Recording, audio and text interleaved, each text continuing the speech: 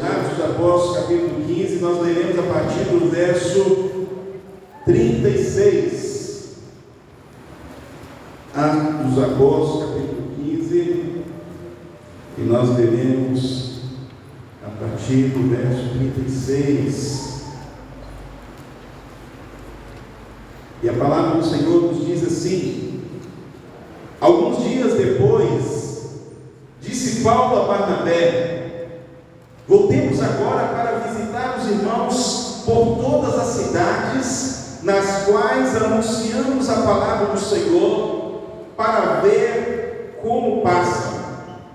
E Barnabé queria levar também a João, chamado Marcos, mas Paulo não achava justo levarem aquele que se afastara desde a Panfilha, não os acompanhando no trabalho. Houve entre eles tal desavença que vieram a separar-se.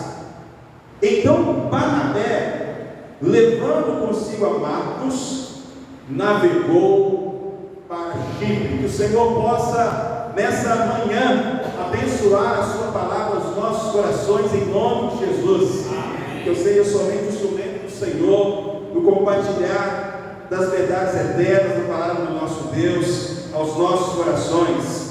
Os irmãos podem tomar assento. Meus queridos irmãos, o tema da nossa meditação nesta manhã é: unidos a Cristo, supere as desavenças.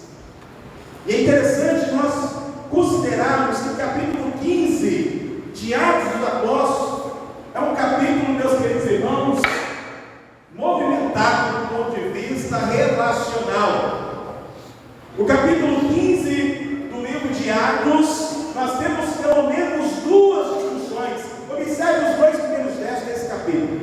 Os dois primeiros versos desse capítulo 15, nós encontramos uma discussão em torno do Evangelho. Observe o que o texto vai dizer: alguns indivíduos que desceram da Judéia ensinavam aos irmãos: se não vos circuncidardes segundo o costume de Moisés, não podeis ser salvos. Tendo havido da parte de Paulo e Barnabé contenda e não pequena discussão com eles, resolveram estes dois e alguns outros entre eles subirem a Jerusalém aos apóstolos e presbíteros com respeito a esta questão. Então, nos versos 1 e 2 do capítulo 15, nós encontramos uma discussão que tem como motivo o Evangelho, algo que é essencial, e nós trabalhamos isso no domingo passado pela noite. E coisas essenciais da fé cristã nós não negociamos, e essa questão de fato precisava ser resolvida, de modo que aqueles irmãos tiveram que ir até Jerusalém para tratar daquele assunto. E aqui nos versos 1 e 2 nós entendemos que nada pode ser acrescido ao Evangelho do Senhor Jesus. O sacrifício de Cristo Jesus realizado na cruz é suficiente e satisfatório para conceder àquele que crer e submeter ao senhorio de Cristo a salvação eterna. Agora, nos versos 36, meus amados irmãos, ao verso 39, nós temos uma discussão que é de outra natureza. Uma trata de aspectos essenciais, uma tem um aspecto teológico, doutrinário, de convicção. Mas agora a discussão que nós acabamos de tomar como base, versos 36 ao 39, é uma discussão de ordem administrativa. Porque na primeira viagem missionária de Paulo e Barnabé, eles estavam acompanhados de João Marcos. E num dado momento, Marcos deixa Paulo e Barnabé e volta para Chipre. E agora, quando Paulo e Barnabé se propõem a fazer uma nova viagem missionária para fortalecer os irmãos, Barnabé queria trazer João Marcos junto deles. Mas Paulo não concordou de jeito nenhum. E essa atitude de Paulo você já teve. Fulano de tal me deixou na mão, nunca mais conto com ele para nada. Fulano de tal não tem compromisso nenhum, não trabalho mais com ele. Quem já pensou assim? pecadores como eu. É interessante nós entendermos, meus amados irmãos, que nós devemos continuar unidos a Cristo para superar as desavenças. E é interessante nós considerarmos, queridos irmãos, no próximo slide, nós temos essa seguinte afirmação: às vezes os que creem em Jesus discordarão, e como irmãos precisarão de restauração. Você pode repetir isso comigo? Às vezes os que creem em Jesus discordarão, e como irmãos precisarão de restauração. É assim no seu casamento? Se não tiver restauração, você não continua casado. É assim na relação com seus filhos? Na igreja também não será diferente, meus irmãos. Porque a igreja é a família das famílias. A igreja é constituída de pessoas que estão sendo transformadas e conformadas à imagem de Cristo. Me chama a atenção a palavra que é usada neste texto do verso 39 para grande contenda ou grande desentendimento. A palavra usada, meus queridos irmãos, é a palavra parochismo. E se você der um Google nessa palavra, parochismo, você vai perceber que a ideia é de febre, a ideia é de convulsão, a ideia é de um desequilíbrio no organismo. E é isso que os desentendimentos causam entre nós. Às vezes os desentendimentos são pontuais. Às vezes uma palavra atravessada em fração de segundos desestabiliza uma semana dentro de uma casa, desestabiliza uma semana dentro da igreja, e dependendo do coração, até anos. Se o coração continuar duro, se o coração continuar fechado, essa demanda, essa discussão, essa disputa segue por anos. E nós precisamos, portanto, meus queridos irmãos, da graça de Cristo Jesus para vencer toda e qualquer discussão. Eu quero olhar então para esse texto e pensar com os irmãos nesta manhã sobre alguns cuidados que nós precisamos ter quando nos envolvemos em um contexto de discordância, num contexto de ira. E o primeiro cuidado que nós precisamos tomar, meus amados irmãos, como servos do Senhor, é o cuidado com o sentimento de ira. Precisamos tomar cuidado com o sentimento de ira. Pode passar o próximo slide. Cuidado com o sentimento de ira. E é interessante aquilo que a palavra de Deus vai dizer em Efésios capítulo 4, versos 26 e 27. Quando vocês ficarem irados, não pequem, apaziguem a sua ira antes que o sol se ponha. Não deem lugar ao diabo. É interessante nós entendermos que a ira, meus queridos irmãos, é um sentimento humano. É um sentimento que muitas vezes nós não teremos como evitar. Muitas vezes esse sentimento será provocado até por questões químicas, biológicas. Mas é interessante nós entendermos que nesses momentos nós não podemos dar brecha ao inimigo de nossas mãos. Não podemos, meus amados irmãos, ceder. E por isso nós precisamos estar vigilantes diante desses momentos aos quais, meus amados irmãos, a ira nos alcança, o desentendimento nos alcança. É interessante que o inimigo de nossas almas, ele está em todo o tempo procurando alguma brecha, meus amados irmãos, para nos desestabilizar e quebrar a comunhão dentro do povo de Deus. E dentro desse sentimento de ira, nós precisamos tomar cuidado com as nossas palavras, nós precisamos vigiar o nosso coração. E eu quero te convidar ainda a olhar o que a palavra de Deus vai nos dizer em Tiago capítulo 4, verso de número 1. Nós temos uma advertência a qual a palavra de Deus nos fala sobre a origem das guerras e contendas relacionais que surgem no meio do povo de Deus. E Tiago vai nos confrontar da seguinte forma: de onde vêm as guerras e contendas que há entre vocês? Não vem das paixões que guerreiam dentro de vocês? É interessante, nós precisamos tomar cuidado, que estarmos vigilantes para não deixar, meus amados irmãos, que o inimigo atue dominando a nossa carne e esses desejos carnais assumam o comando do nosso coração. Ainda a palavra de Deus nos diz em Gálatas, capítulo 5, verso 24: os que pertencem a Cristo Jesus crucificaram a carne com as suas paixões e os seus desejos. Já que vivemos no Espírito, andemos também no Espírito.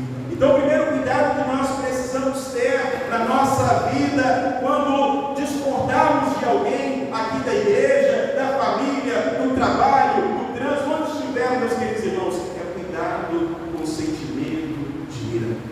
O segundo cuidado que nós precisamos ter é o cuidado com o orgulho, porque muitas das nossas disputas, elas começam a ser movidas pelo orgulho ou por um sentimento de exaltação. E é interessante nós atentarmos, meus amados irmãos, que até mesmo as pessoas de excelência, as pessoas bondosas, elas, na sua bondade, trazem também consigo imperfeições. Ninguém aqui tem dúvida do testemunho e do ministério do apóstolo Paulo como servo do Senhor. Mas é muito possível, meus amados irmãos, que esse servo do Senhor, nessa situação, também tenha falhado e deixado o orgulho tomar conta. E isso não é surpresa para Paulo, porque ele vai dizer nas suas cartas que ele era o pior dos pecadores. Às vezes nós olhamos para o texto bíblico achando que aquelas pessoas que estão registradas ali, inspiradas pelo Espírito Santo, eram pessoas que não cometiam nenhum deslize, não falhavam, não, meus queridos irmãos, eram seres humanos como nós, falhos como nós. Quando lemos em Tiago capítulo 5, Tiago vai citar Elias, e ele vai dizer: Elias era um homem frágil como nós, e todos eles tinham seus espinhos na carne, todos eles tinham as suas batalhas, assim como nós as temos hoje. E nós não podemos deixar o orgulho assumir o controle do nosso coração, da nossa vida. Precisamos estar vigilantes nesse aspecto, meus amados irmãos. E é interessante que aqui, no texto que nós tomamos como base, o verso 38 vai nos dizer: mas Paulo não achava justo levarem aquele que se afastara desde a porfia. Muitas das vezes esse é o nosso argumento. Não é justo alguém participar conosco, ele não fez nada, não contribuiu com nada. Não é justo o fulano de tal agora almoçar conosco, ele não lava uma vasilha aqui em casa. Aqui em casa tudo que faz é eu. Todo mundo trabalhando, arrumando, e essa pessoa só de folga. Talvez seja esse sentimento que Paulo tinha aqui quando fala de Marcos. Não é justo. Muitas vezes, meus queridos irmãos, nós não queremos justiça. Nós não queremos justiça e a justiça do Evangelho, mas nós queremos vingança. E nós precisamos atentar para isso. Observe que a palavra de Deus vai nos dizer acerca da vingança, Romanos capítulo 12, versos 19 ao 21. Amados, nunca procurem vingar-se, mas deixe com Deus a ira, pois está escrito: minha é a vingança, e eu retribuirei, diz o Senhor. Verso 21, não se deixe vencer pelo mal, mas vença o mal com bem.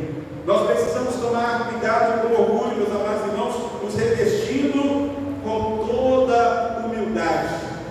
E é interessante que conta-se que num povoado aconteceu um concurso para saber quem era a pessoa mais humilde. E eles encontraram uma pessoa e falaram: esse fulano de tal é o mais humilde da nossa aldeia, do nosso povoado. E esse então assumiu o pódio, pegou a medalha de humilde e começou a andar na cidade. Eu sou humilde. Está vendo aqui? Eu sou humilde. Eu sou bom. E automaticamente, a partir desse ato, ele perdeu a sua posição de humilde. Nós estamos rindo de nós mesmos. Porque nós fazemos isso, irmãos. De forma discreta, nós contamos os nossos dons, as nossas vantagens. Às vezes mostramos o quanto somos espirituais, o quanto somos crentes, o quanto somos excelentes. E quando alguém aponta você precisa melhorar isso, te falta uma coisa, assim como Jesus falou com o jovem rico. Aí a gente sobe, vamos dizer, no adágio popular, nas tamancas, sobe num salto, fica com um salto alto e fala: eu não preciso mudar nada, não preciso mudar nada, eu já sou bom demais, e eu tenho orgulho de mim mesmo. É interessante que no contexto de discussão, isso nos acontece. Pessoas que são tentadas pelo orgulho, muitas vezes serão tentadas a vencer uma discussão. Fulano falou isso, mas eu respondi 2 disso. Eu venci aquela discussão, eu venci aquele debate, e eu saí então vencedor. Mas não é essa a proposta do Evangelho de nosso Senhor Jesus. Observe o que Provérbios vai nos dizer, Provérbios 17, verso 19: quem ama a discussão, ama o pecado. Quem constrói portas altas, está procurando a sua ruína. Nós vamos falar muito no nosso retiro sobre estarmos unidos a Cristo, no mesmo sentimento dele. Filipenses capítulo 2, a partir do verso 5: tem em vós o mesmo sentimento que houve em Cristo Jesus, que mesmo sendo Deus, não tomou como usurpação ser igual a Deus como algo que devesse se apegar, mas antes assumiu a sua forma de servo. Ele não se humilhou, meus queridos irmãos, e assim os discípulos de Jesus, que não são maiores do que seu mestre, precisam se revestir de humildade, principalmente quando não concordamos uns com os outros. E a discordância aqui são em questões que são acessórias, que é diferente daquela questão que coloquei no início dessa mensagem, citando lá 1 Atos 15, versos 1 e 2. Mas em terceiro lugar, meus queridos irmãos, precisamos tomar cuidado com as nossas palavras. Precisamos tomar cuidado com aquilo que nós falamos quando vem as discussões, quando vem os conflitos. Vamos abrir as nossas Bíblias em Efésios capítulo 4. Efésios capítulo 4, a partir do verso 29 e 30. Vejamos o que a palavra de Deus tem a nos dizer acerca das nossas palavras, acerca do nosso posicionamento diário, acerca das nossas conversas. Verso 29 diz: não saia da vossa boca nenhuma palavra torpe, e sim unicamente a que for boa para edificação, conforme a necessidade, e assim transmita graça aos que o ouvem. E não entristeçais o Espírito de Deus, no qual fostes selados para o dia da redenção. E o texto segue dizendo: longe de vós toda amargura e cólera e ira e gritaria e blasfêmias, e bem assim toda malícia. Em momentos, meus queridos irmãos, de irritação, precisamos tomar cuidado com as nossas palavras, porque Deus nos chamou para que sejamos instrumentos de edificação, instrumentos de bênção. Tiago capítulo 1, versos 19 e 20 vai nos dizer que sejamos tardios para falar, que sejamos prontos para ouvir. Prontos para ouvir. Fala comigo: prontos para ouvir, tardios para falar e tardios para irar, porque a ira do homem não produz a justiça de Deus. E nós precisamos tomar cuidado. Às vezes, meus queridos irmãos, quando há um desentendimento, quando há um paroxismo, ou seja, a temperatura esquenta, a melhor coisa que a gente pode fazer é dar uma falar: vamos conversar depois. Precisamos tomar cuidado com as nossas palavras. E há tempo para todas as coisas. Há tempo para tudo, meus amados irmãos, e nós precisamos compreender isso. Mas, por fim, meus amados irmãos, em quarto lugar, este texto me ensina também sobre superarmos as desavenças no poder do Senhor. Eu já quero pedir nosso ministério de música já para ir posicionando.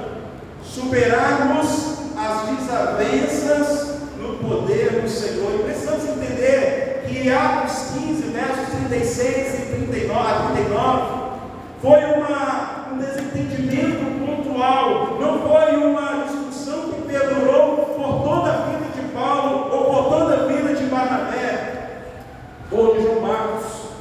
Eu quero te convidar a observar alguns textos onde nós encontramos o apóstolo Paulo fazendo menção de Barnabé e aqui recomendando Marcos ao longo da continuidade do seu ministério. 1 Coríntios capítulo 9, verso 6, o apóstolo Paulo está tratando a questão do seu apostolado e sustento ali na igreja de Corinto, e ele vai dizer então, ou só eu e Barnabé não temos direito de deixar de trabalhar? E aqui nós encontramos a menção de Barnabé na carta, e Barnabé é alguém a quem Paulo tinha grande consideração, porque precisamos lembrar que quando Paulo era desacreditado, quando Paulo era visto como um traidor, quem cuidou dele foi Barnabé.